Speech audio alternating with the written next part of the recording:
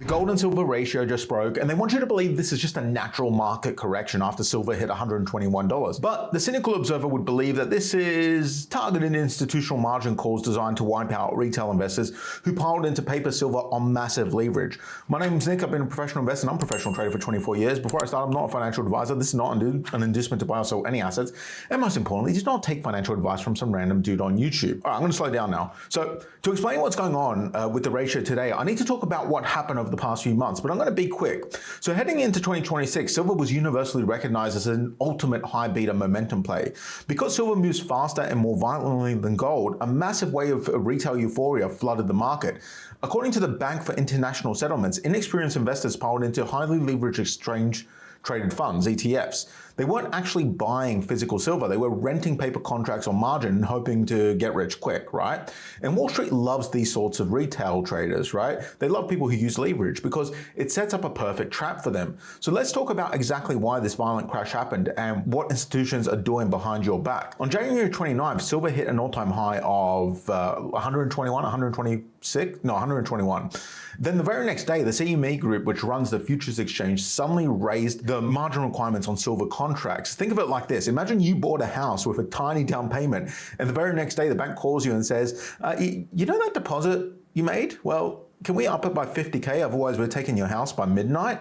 That's exactly what they did. When the exchange raised the capital requirements, leverage traders simply couldn't meet the margin calls and their positions were automatically liquidated.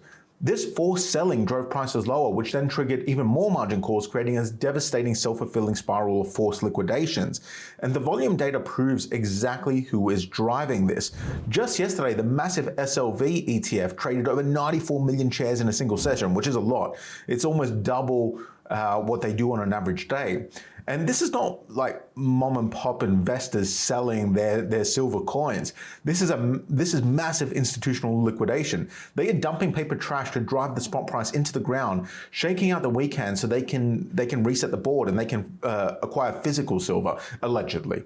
This exact same setup has been used to crush retail investors for decades. Look at what happened in 1980 during the infamous Silver Thursday crash. When silver got too high, the exchange introduced Silver Rule 7, placed strict limits on margin trading, and the price plummeted from around $50 to $10. Or look at 2011. I was actually watching the charts in 2011 when this was happening. CME raised margin requirements 5 times in 9 days, causing a 30% price collapse. The underlying mechanism today is exactly the same. While retail investors were buying the hype in January, the smart money was doing the exact opposite. Data showed that institutions were quietly trimming their exposure. And when I say smart money, I don't actually mean smart money, I mean evil money, right?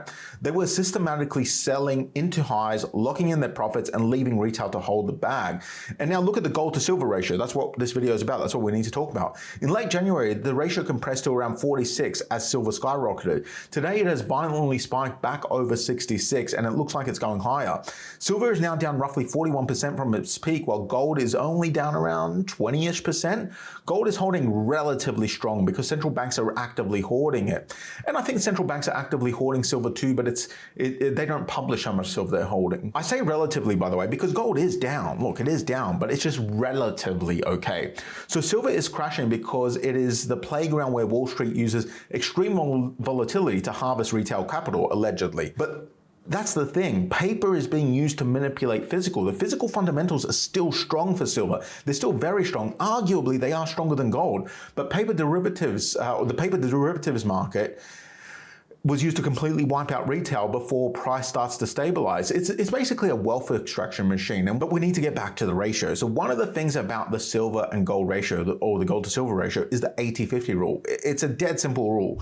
Throughout modern history, when the ratio spikes above 80, it means silver is historically dirt cheap relative to gold. Every single time the ratio is crossed above 80, silver has eventually snapped back violently into the other direction.